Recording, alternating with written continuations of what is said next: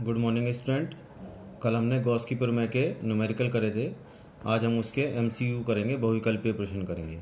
ठीक है, देखिए पहला क्वेश्चन क्या कहता है, आप ध्यान से पढ़िए। एल भुजा वाले घन के केंद्र पर क्यू कूलाम का आवेश रखा है। तो भुजा कितनी हो गई उसकी? भुजा हो गई एल घन की, और आवेश कितना हो गया? क्यू। तो क्या कहता है कि घन के एक फलक से गुजरने वाला वैद्युत फ्लक्स होगा। चार ऑप्शन आपको दिए हैं। तो घन से गुजरने वाला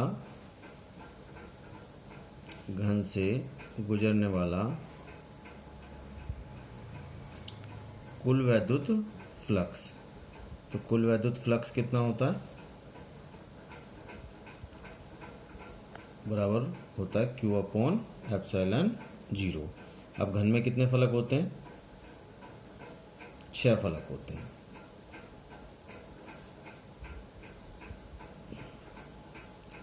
इसलिए एक फलक से गुजरने वाला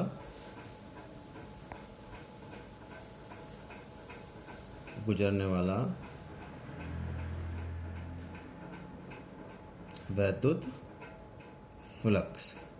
तो एक फलक से गुजरने वाला वैद्युत फ्लक्स क्या हो जाएगा? इसका छठवां भाग हो जाएगा, यानी फाई ई बराबर हो जाएगा 1/6 क्यू अपॉन एप्सिलॉन जीरो। तो कौन सा आंसर है ये? देखिए, क्यू अपॉन एप्सिलॉन जीरो नहीं होगा, Q upon 6 epsilon zero L square भी नहीं होगा, क्यू अपॉन 6 एप्सिलॉन जीरो, यानी कौन सा ऑप्शन है? सी वाला ऑप्शन आपका ठीक है। क्वेश्चन नंबर 2 देखिए। उसने कहा एक बंद पृष्ठ के वैद्युत विध्रुव रखा है जो प्लस क्यू और माइनस क्यू आवेशों से मिलकर बना है। इस बंद पृष्ठ से गुजरने वाला कुल वैद्युत फ्लक्स। तो बंद पृष्ठ में आवेश कितने हो गए? बंद पृष्ठ में वैद्युत विध्रुव रखा है, तो बंद पृष्ठ में आवेश, दो आवेश होंगे वैद्युत विध्रुव है, तो यानी Q1 बराबर तो हो गया आपका प्लस क्यू और Q2 बराबर माइनस क्यू। कुल आवेश कितना होगा? कुल आवेश तो Q बराबर हो जाएगा Q1 प्लस Q2 यानी Q माइनस Q, यानी कुल आवेश कितना हो गया? 0। इसलिए वैद्युत फ्लक्स का क्या सूत्र होता है गॉस की प्रमेय से? वैद्युत फ्लक्स यानी फाई इज इक्वल टू होता है कुल आवेश बटे एप्सिलॉन जीरो, और जीरो है तो क्या हो जाएगा? जब जीरो को किसी से भाग देंगे तो जीरो आ जाएगा। तो कौन सा ऑप्शन ठीक है हमारा? डी वाला हमारा ऑप्शन ठीक है। क्वेश्चन नंबर 3 देखिए। 3 क्या कहता है? 3 कहता है 2 सेंटीमीटर त्रिज्या के गोले पर 2 माइक्रोकूलम का आवेश है। जो पहला गोला है उसकी त्रिज्या R1 बराबर 2 सेंटीमीटर, ठीक है, Q1 बराबर 2 माइक्रोकूलम, ठीक। फिर कहता है जबकि 5 सेंटीमीटर त्रिज्या के दूसरा गोला जो है वो कितनी त्रिज्या का है? 5 सेंटीमीटर, उस पर 5 माइक्रोकूलम का आवेश है। गोलों के केंद्रों से 10 सेंटीमीटर की दूरी पर R बराबर कितनी दूरी? समान दूरी हो गई। वैद्युत क्षेत्रों का अनुपात ज्ञात की। तो वैद्युत दूरी तो समान हो गई, तो E समानुपाती होता है किसके? Q के। 1/4 pi epsilon zero Q upon E बराबर सूत्र आपने पढ़ा है 1/4 pi epsilon zero Q upon R square. अब दूरी तो समान हो गई, ये चीज समान है, तो E किस पे डिपेंड करा? सीधा सीधा Q पर। तो अगर आप E1 बटे E2 निकालेंगे तो क्या हो जाएगा? Q1 बटे Q2। Q1 कितना आपके पास? 2 हर माइक्रोकूलम, और ये कितना? 5, यानी E1 अनुपात E2 बराबर आ गया 2:5, यानी कौन सा ऑप्शन ठीक है आपका? बी वाला ऑप्शन ठीक है। क्वेश्चन नंबर 4 देखिए, ध्यान से पढ़िए। एक विद्युत दूरी स्टैंड पर रखे 10 सेंटीमीटर से जगह खोखले चालक गोले की सतह पर वैद्युत क्षेत्र की तीव्रता 10 न्यूटन, त्रिज्या कितनी दे दी? R बराबर 10 सेंटीमीटर, यानी 10 गुणा 10 की घात माइनस के 2 मीटर। वैद्युत क्षेत्र की तीव्रता कितनी है सतह पर? 10 न्यूटन पर कूलम। गोले के केंद्र पर वैद्युत क्षेत्र की तीव्रता पूछ रहा है। किस पर पूछ रहा है?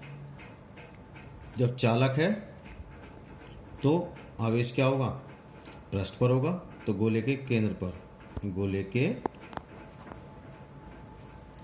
केंद्र पर आवेश, क्योंकि चालक में आवेश कहाँ पर होता है? पृष्ठ पर होता है। केंद्र पर आवेश क्या हो जाएगा आपका? 0। तो जब आवेश 0 है तो केंद्र पर वैद्युत क्षेत्र की तीव्रता E बराबर भी कितनी हो जाएगी?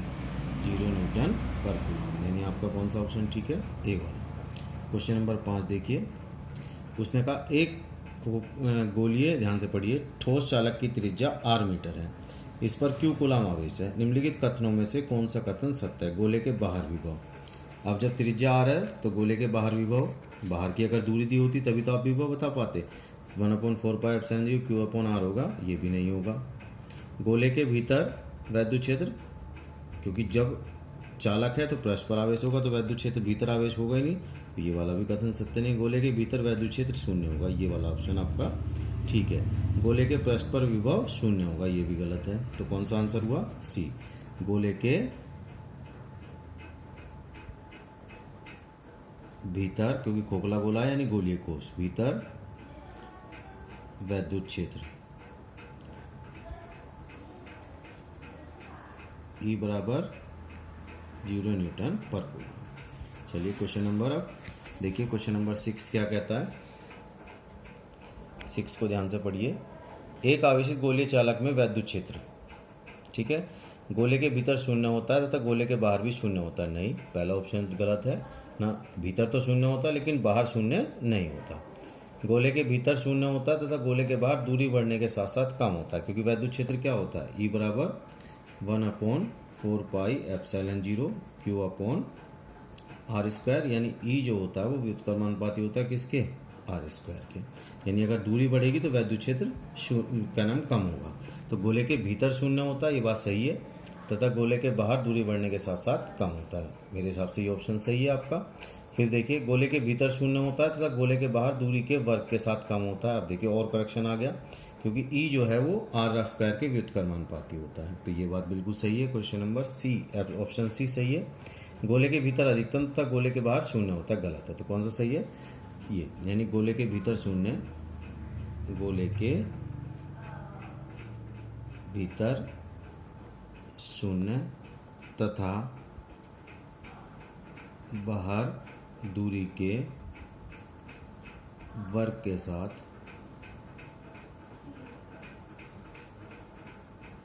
कम होता है। यानी कौन सा ऑप्शन सही है आपका? सी वाला ऑप्शन सही है। क्वेश्चन नंबर 7 देखिए। अब 7 क्या कहता है, ध्यान से पढ़िए। उसने कहा आवेश का खोखला गोला वैद्युत क्षेत्र उत्पन्न नहीं करता किसी आंतरिक बिंदु पर, किसी बाहरी बिंदु पर, 2 मीटर की दूरी पर, 5 मीटर की दूरी पर। क्योंकि त्रिज्या दी हुई नहीं है तो इसलिए 2 और 5 मीटर की दूरी का तो हमारा ऑप्शन खत्म हो गया। बाहरी बिंदु पर वैद्युत क्षेत्र कभी भी शून्य नहीं होता, तो कहाँ होगा? आंतरिक बिंदु पर। कहाँ होगा? आंतरिक बिंदु पर। तो लिखेंगे आंतरिक बिंदु पर, आंतरिक बिंदु पर वैद्युत क्षेत्र शून्य होता है। तो जब आंतरिक बिंदु पर वैद्युत क्षेत्र शून्य होता है तो हमारा कौन सा ऑप्शन सही हो गया? ए वाला ऑप्शन सही हो गया। क्वेश्चन नंबर 8 देखिए। उसने कहा E बराबर 0 वाले वैद्युत क्षेत्र में V का दूरी के साथ परिवर्तन वैद्युत विभव का। देखिए वैद्युत विभव का जो सूत्र होता है, अभी आपने नहीं पढ़ा, अगले चैप्टर में पढ़ेंगे, वो होता है 1/4πε0 q/r। यानी जो वैद्युत विभव होता है वो कभी भी शून्य नहीं होता, पृष्ठ पर ना बाहर ना आंतरिक बिंदु पर, वो दूरी के व्युत्क्रमानुपाती होता है। तो ये अभी आप अगले चैप्टर में पढ़ेंगे। तो हमारा कौन सा ऑप्शन सही है? ए वाला ऑप्शन सही है। 8वें का हमारा ए वाला ऑप्शन।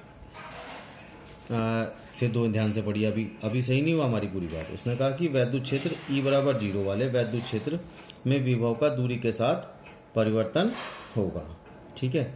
अब दूरी पर जो विभव होता है वो दूरी पर तो निर्भर करता है, लेकिन जब वैद्युत क्षेत्र शून्य है तो दूरी क्या होगी आपकी? त्रिज्या के बराबर। जो पृष्ठ पर होगा वही आपका अंदर होगा। तो इस लिखें V R पर निर्भर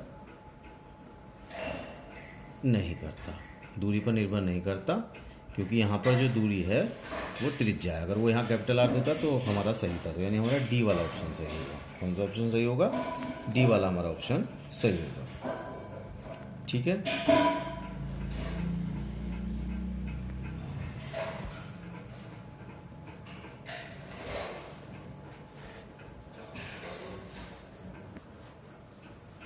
क्वेश्चन नंबर 9 देखिए। 2 प्लेटें जिनमें से प्रत्येक का क्षेत्रफल a है, ठीक है, और प्लेटों के बीच की दूरी, 2 प्लेटें एक दूसरे के समांतर रखी है, प्लेटों के बीच की दूरी कितनी है? d है, ठीक है। उन पर प्लस क्यू और माइनस क्यू। इस पर मान लीजिए प्लस क्यू का आवेश है और इस पर माइनस क्यू का आवेश है। प्लेटों के बीच, तो प्लेटों के बीच वैद्युत क्षेत्र की तीव्रता आपने पढ़ी थी, क्या आई थी? सिग्मा अपॉन एक धनात्मक तथा ऋण आवेशित प्लेटों के बीच वैद्युत क्षेत्र की तीव्रता ई बराबर आई थी सिग्मा अपॉन एप्सिलॉन 0।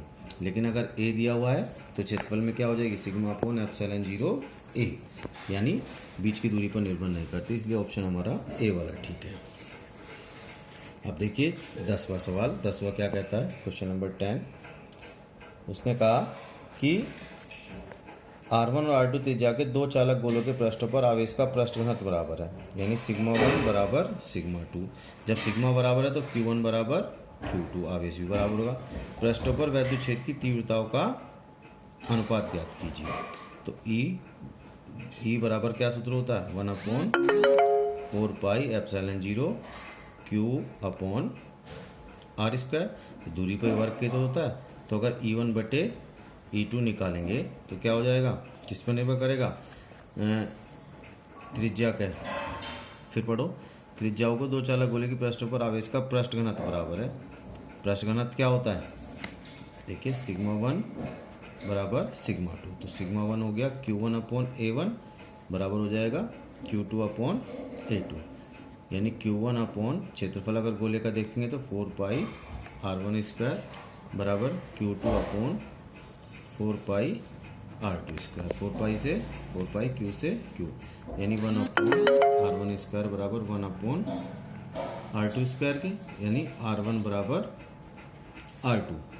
ठीक है, तो जब R1 बराबर R2 है, दोनों की त्रिज्या बराबर हैं, तो E1 बटे E2 क्या होता है? अगर इसके अनुसार देखें तो दूरी के वर्ग के व्युत्क्रमानुपाती होता है, यानी हो जाएगा R2 स्क्वायर बटे R1 स्क्वायर। R2 की जगह आप R1 लिख सकते हैं, R1 की जगह R2 लिख सकते हैं, तो R2 स्क्वायर बटे R2 स्क्वायर लिखेंगे R1 स्क्वायर की, कट गया, यानी कितना आ गया? 1/1, यानी E1 अनुपात E2 का मान कितना आ जाएगा? 1/1। इसलिए हमारा ये डी वाला ऑप्शन ठीक है। क्वेश्चन नंबर 11 देखिए।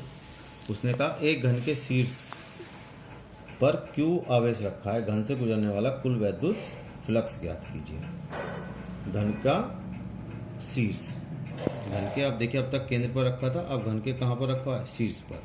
कितना आवेश है? Q है। अब घन के कितने शीर्ष बनेंगे? घन बना लीजिए, ये आपका घन हो गया। ठीक है, ये तो घन के कितने सीट्स होंगे? 4 ये और 4 ये, 4 कोने ये हो गए, तो यानी कितने हो गए? 8 सीट्स हो गए। तो घन के एक फलक से गुजरने वाला, घन के, वो कह रहा है घन से गुजरने वाला, घन से गुजरने वाला भाई कुल वैद्युत फ्लक्स कितना था? Q अपॉन एप्सिलॉन 0, लेकिन जब 8 सीट्स हैं तो एक से गुजरने वाला, घन से गुजरने वाला कितना हो जाएगा? 8 गुना हो जाएगा Q अपॉन इसका 8वां हिस्सा, यानी 8 अपॉन एप्सिलॉन 0। तो कौन सा होगा हमारा? ठीक डी वाला ऑप्शन होगा। चलिए क्वेश्चन नंबर अब 12 देखिए। एक बंद पृष्ठ के भीतर n वैद्युत द्विध्रुव है। वैद्युत द्विध्रुव कितने हैं? n वैद्युत द्विध्रुव, तो यानी n प्लस आवेश होंगे और n माइनस आवेश होंगे। तो बंद पृष्ठ से तो कुल आवेश कितना हो जाएगा? यानी n इंटू क्यू तो प्लस का और minus n into Q minus का, यानी कितना हो गया? 0। तो जब ये 0 हो गया तो वैद्युत फ्लक्स भी क्या हो गया आपका? फाई बराबर, जब आवेश 0 हो गया तो फाई भी 0। 13 देखिए, 13 क्या कहता है? 8 मीटर त्रिज्या के खोखले गोले के केंद्र पर Q कूलाम का आवेश रखा है। ठीक है, यदि गोले की त्रिज्या दुगनी कर दी जाए, क्योंकि देखिए और आवेश आधा कर दिया जाए, तो पहली कंडीशन Q1 बराबर किसके? Q के, Q2 बराबर कर दिया Q बटे 2। अगर पहली कंडीशन R1 बराबर R के, तो R2 बराबर किसके कह रहा है? वो 2R के, यानी त्रिज्या कितनी कर दी आपकी? दुगनी। तो कहता है वैद्युत फ्लक्स क्या होगा? तो वैद्युत फ्लक्स देखिए त्रिज्या पर निर्भर करता ही नहीं है, फाई इक्वल टू सीधे सीधा सूत्र होता है Q अपॉन एप्सिलॉन 0। तो अगर हम फाई 2 बटे फाई 1 करें तो आवेश पर निर्भर करता है, यानी क्या हो जाएगा? Q2 अपॉन Q1, यही तो हो जाएगा, यानी हो गया आपका फाई 2 बटे फाई 1 बराबर हो गया Q2 का मान कितना, Q/2, और इसका मान Q से Q कट गया, ठीक है। तो φ2 बराबर आ गया φ1 अपॉन किसके, 2 के। φ1 कितना हो जाएगा, Q/0, तो यानी कितना आ गया, Q/2ε0। यानी आपका कौन सा ऑप्शन ठीक है इसमें, सी वाला आपका ऑप्शन ठीक है। क्लियर।